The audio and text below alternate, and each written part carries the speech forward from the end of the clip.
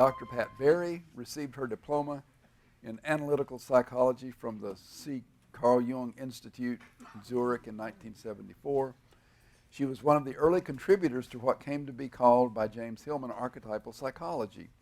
A 20-year companion of Hillman's, she taught widely and took residency positions along with him as adjunct faculty at Yale, University of Syracuse, and the University of Dallas, where, in addition to teaching undergraduate courses, she became a student in the graduate school, earning her Ph.D. in 1984, and during that time she contributed to the development of the Dallas Institute.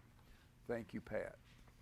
Many of Pat's earlier talks and papers are collected in her widely recognized Echo's Subtle Body, a contribution to archetypal psychology.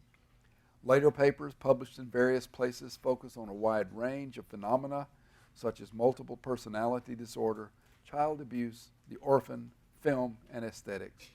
She has been professionally active with Jungian Educational Institution and travels and teaches internationally. Her home base now is Carpinteria, California, where she has a practice. Dr. Pat Berry.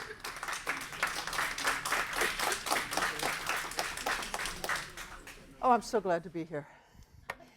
This is a wonderful event. I mean, this is just great, isn't it? I mean, I think we've had a lot of very good ones, but this has got to be among the top. I've been wondering where to start on this, because I could go for 2 days on it, or I could try to do it in 20 minutes. I'm going to work for the 20 minutes variety.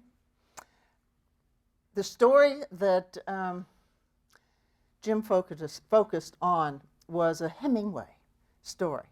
I mean, just to connect Hillman and Hemingway is a very funny kind of connection.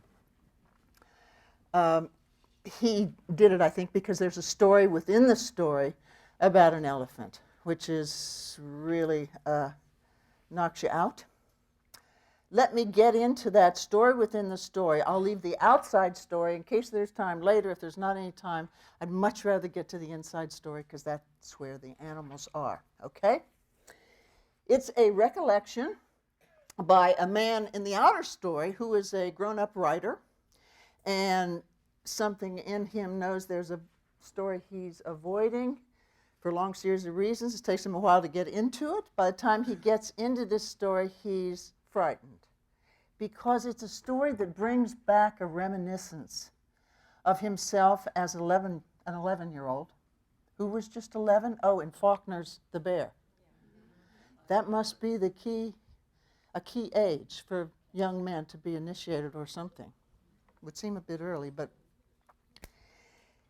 he's on a trip, this young David, as a boy, 11-year-old, with his father in Africa. David's in camp, as the story opens, with his dog, Kibo, watching the moon rise. And suddenly, the moon on the horizon is covered by a big shadow, the shape of an elephant, as an elephant goes by. So his dog, there's dogs in the story too, the dog sort of squeezes against David, the young boy, buries his head, his nose in his side, and the boy puts his arm around him and keeps him quiet. So you can see already a working relationship between this young boy who's learning to be a hunter and his dog who's learning to be a hunter dog with the hunting boy. So that there's really this wonderful back and forth between them throughout, well, really the beginning of this story. Because what they do is they leave the camp and follow this elephant, because it turns out his father and the African guide, Juma, are in the little native village drinking, and apparently what a lot of hunters do with people, native villagers.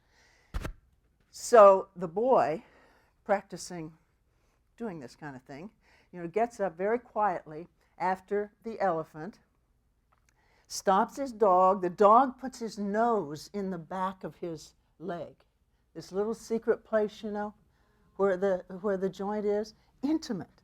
This is Hemingway at his best. Those kinds of beautiful little details that you can feel and that they're sweet between the boy and the dog. They go off. The boy watches the breeze, the way the breeze is on his cheek, to know how to keep the elephant at a distance from where the breeze is coming in order to track the elephant, hunting way 101 apparently. That all works. They come back to camp, go to sleep. Next morning, they tell his father and Juma and lead them to the trail where the elephant has gone. Juma asks about the elephant. He says, did they have two enormous tusks, and were both of them intact, this elephant? And the boy says, yes.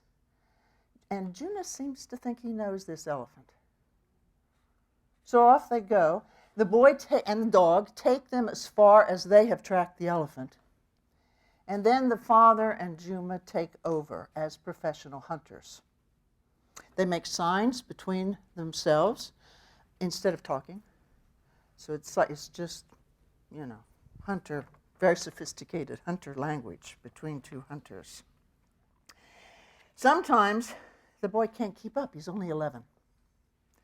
And they're going fast and steady because they want to catch up to this elephant. The boy knows that they wish they had left him behind because he's slowing him up. And he's actually dangerous. I mean, he's putting them in more danger. Because if an elephant senses them before they creep up on it, that's dangerous. So they want to get there quickly. At a certain place in the trek, they come to a territory that Juma knows. He's tracked an elephant there before. In fact, he once killed an elephant there and wounded an elephant there. Two elephants that were, askari is the word in Swahili, friends. Two bull elephants that are friends. So it's like a male friendship kind of thing. A few hours later, following the tracks of the big old elephant David had seen in the moonlight. So there's a lot about Juna. Who was talking about Juna a second ago? Luna. The moonlight, Luna, that's all part of the atmosphere. This is moon, country, moon, land, imaginative land. In the moonlight, black boys look blue. Remember you from last year? That's a certain place. So that's part of this elephant too, for the boy and the boy's psyche.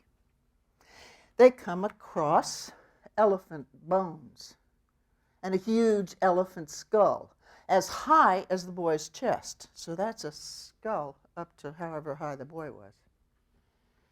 Shining white in the sun, and from the many rains that have come and gone since the elephant was shot.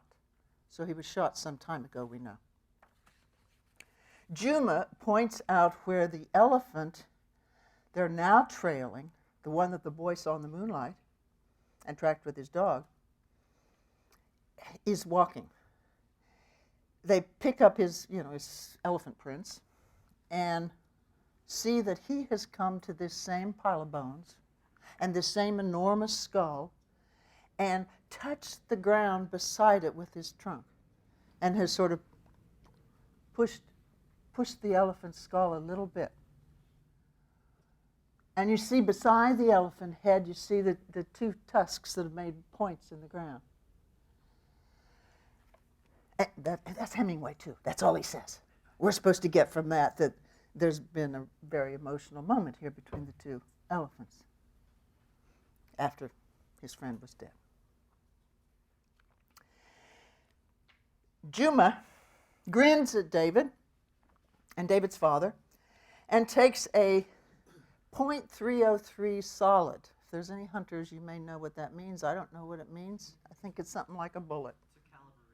A caliber, a .303 caliber bullet from his pocket, and fits the nose of it into the elephant's skull, into the indentation in the skull. And then he takes it and puts it in 4 holes that are by the ear hole, where he also apparently shot.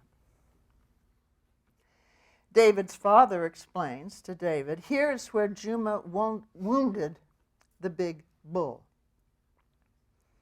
And his friend was a big bull too.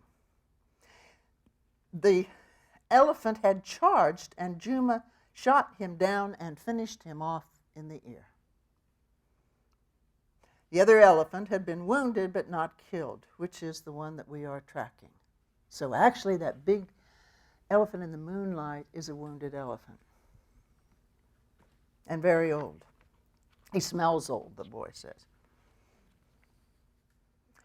David asks, how long do you suppose he and his friend had been together? And the father says, I haven't the faintest idea. Ask Juma. And the boy says, no, please, you ask him. Then his father and Juma confer. And the father says, it was probably 4 or 5 times in your lifetime. His father laughed. 4 or 5 times your lifetime. So 4 or 5 times as old as the boy is. Juma says he doesn't really know or care at this point.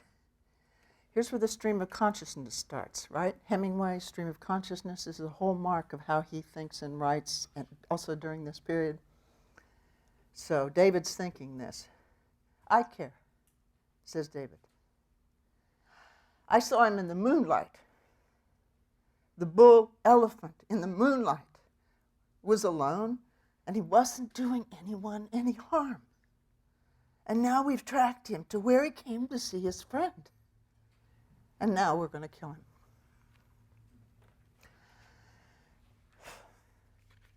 It's my fault. We found him, Kivo and I, and we tracked him, and we never should have told them. My father doesn't need to kill elephants. Juma would not have found this elephant again if I had not seen him. It's my fault. We led them to this path. I never should have told him. Try to remember that. Try to remember that. Never tell anybody anything ever, ever again. I'm going to keep everything secret from now on, everything. I'll never tell anyone. That's spelling trauma right there. You know, I'll never tell anyone again. Here's the thing I'm going to learn from this. Don't trust, let's say, or don't ever tell your father anything. Or don't tell anybody anything that's going to have a consequence. Or don't tell, it's a kind of dissociation in psychobabble. Father said gently, he rested here. He's not traveling as he was. We'll be up on him any time now.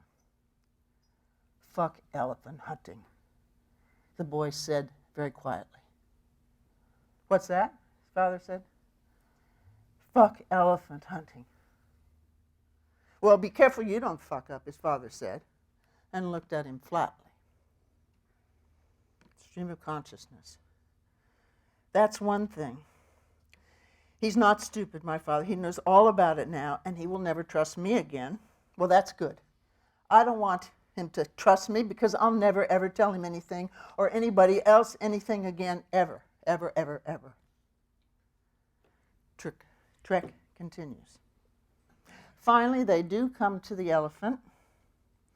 The boy and dog had trailed in the moonlight. And there's a terrible confrontation and slow killing of this great elephant, which I would never be able to get through if I tried to read it here. But read it. Jim quotes it in his book. It's a whole page of the killing of this elephant that is absolutely devastating.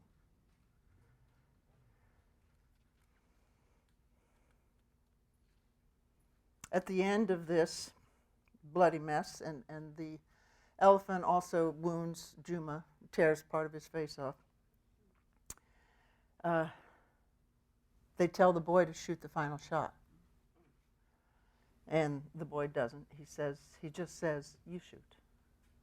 So Juma comes over, grabs the gun from him, and shoots the final shots in the ear, which is apparently how you finish off an elephant. Later, his father tries to bring the boy back to the boy he had been before he had come to the knowledge that he hated elephant hunting. And the boy just went, boy-like, numb, didn't respond.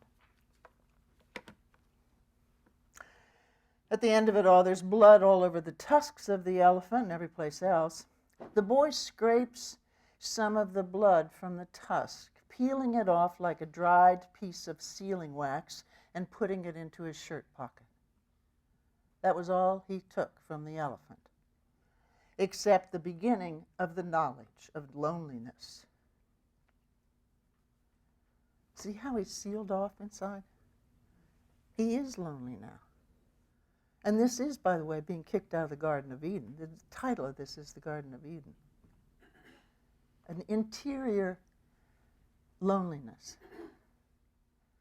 That night by the fire, his father tried to talk to him. This elephant was a murderer, you know. Juma says nobody knows how many people that elephant has killed. David says, but they were all trying to kill him, weren't they? Or naturally, his father said, with that pair of tusks. David, how could he be a murderer then? And the father says, David, you're all mixed up. David says, I wish he had killed Juma. Well, no need to tell him that, the father said. Take it easy. He knows it, David said. He knows I want to kill him. The tusks then get carried by the natives, they call some local natives, who carry the tusks to the village and prop them up against a hut in a way that the two tusks go up and touch at the top. No one can believe how huge those tusks are. They come all the way up past, the bend of the tusk is up higher than David's father. Then they all become heroes, says Hemingway. Juma, David's father, David himself, the three of them are hero hunters as they march to the village. And Kibo was a hero's dog. And the men who carried the tusks back to the village were heroes. Slightly drunk heroes at that point. The girls and the boys in the village who served the heroes drinks, they were the heroes who served the heroes. Later, his father says, do you want to make peace, Davy? All right, said David. He knew this was the beginning of never telling anybody anything anymore he had promised himself. Somebody says, make up, you say, sure. And just keep your feeling flat. Now, J.H. says in his commentary, says we're devastated by these deaths. Indeed, we are. And if you had read all that Hillman had wrote in quoting the text, you would all be devastated completely. Hillman says, J.H. says, because they are one-sided rites, incomplete, and therefore sacrilegious. He then quotes the songs from a native group of Indian hunters in the Congo. This little chant goes, we didn't want to kill you, we didn't want to harm you, destiny had decided your hour has come. So don't come back and trample our hunts, Father Elephant. Now, I don't know that that's enough. But I do understand what Hillman is saying. You know, I mean, he's saying at least you connect with what you've killed by talking to its spirit after it's dead. It's like, you know, well, any kind of thanking an animal for the food it's given you or the whatever it's given. So that's what he's thinking about as a completed sacrifice. Yeah, I say about addressing the spirit of the animal you have killed, being conscious about what you have done, connecting yourself to animal life, the animism of nature that we've been talking about the entire day, 2 days. I don't know about elephants, though. I can understand that with other animals, but elephants? And you know, I've done a lot, you know, reading this story, I've done all kinds of research on Hemingway because I wanted to see, did he kill elephants again? You know, he was a great hunter. Did he kill elephants after this kind of trauma? You know, what happened to this boy? So, well, Hemingway's written an awful lot of things. So I sort of skimmed through, I don't know, 20 short stories and a bunch of the novels. And what you can see in those stories is that he's a very sensitive guy underneath. But he's also very much a hunter. The stories that I came across quickly were mostly fish, you know, the blue marlin, the giant marlin in The Old Man of the Sea.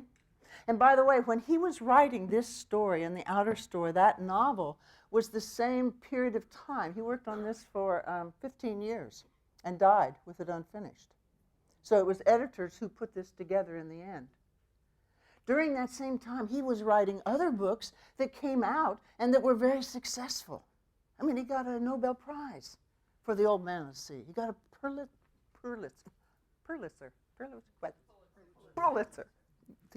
Pulitzer. Yeah, I'm all tied up in elephant tusks right now. Yeah, so it wasn't that he had writer's block, as some say about this novel. It's not true. He was writing like crazy. He had, I mean, I would say psychologically, he had some sort of trauma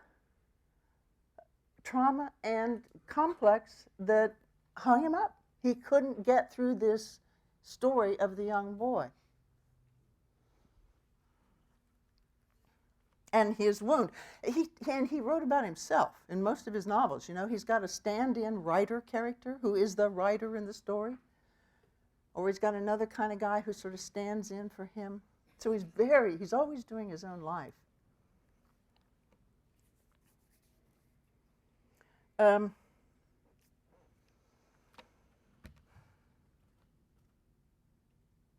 like to tell you about when I came up close to an elephant, but I'm not sure if I can do it. I'll try, maybe if I talk around it. I was in India one time, teaching dreams with a group of people down in south of India. At the end of the teaching, I went up to Rishikesh, which is up near where the Ganges comes out of the mountains, and just mingled among the people there.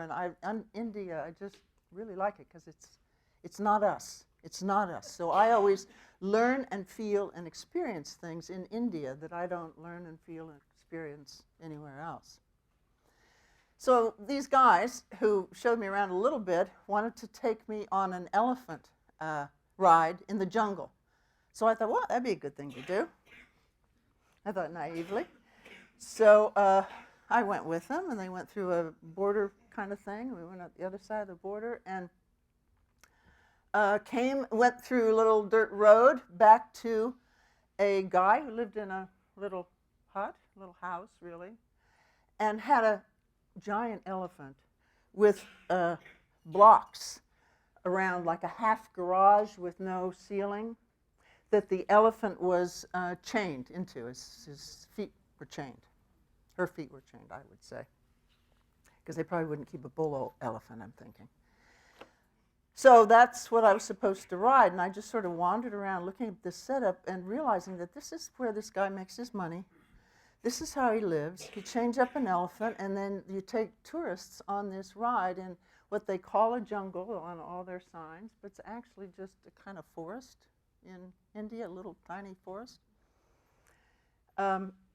So I went over close to the elephant because I felt that was safe, and we looked at each other. That was a human being looking back at me.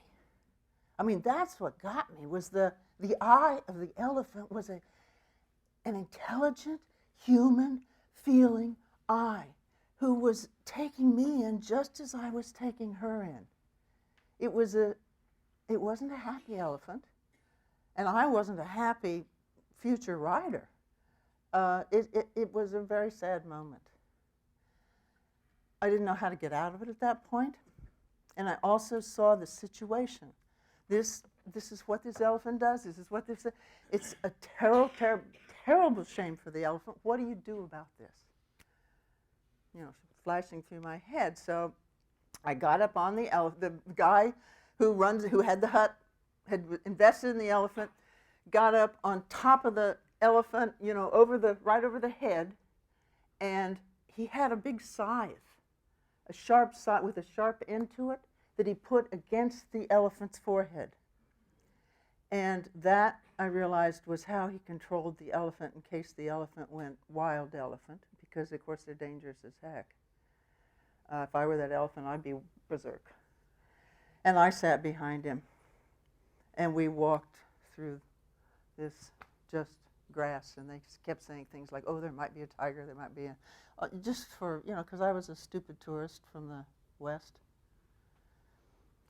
And I think I got him to shorten the ride and take me back. And I have never, ever, ever, ever, ever forgotten that. And what I haven't forgotten is the eye. I mean, there's lashes in the eye. It's a human eye. I mean, it's an eye that... Have any of you looked in the eye of an elephant? Oh, he's nodding. I mean, it's a real eye. It's a real... They're just like us. It's not like a snake eye. It's not even like a sheep eye. It's not even like a horse eye, which is pretty nice. It's a different eye. It's us.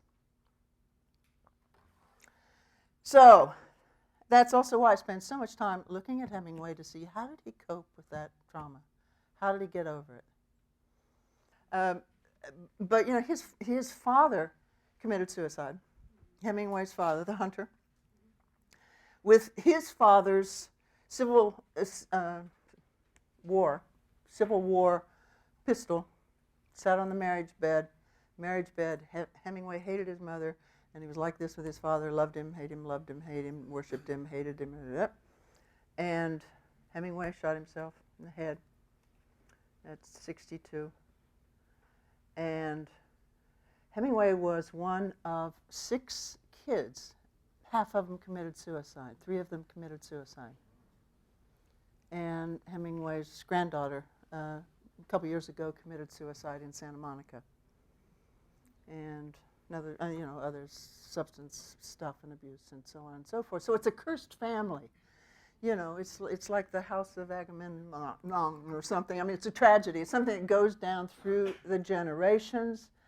I don't know what it's about, and I don't want to psychologize it apart, but it's a true story, and it's just, it's tragic, and I think we should remember that. That's it.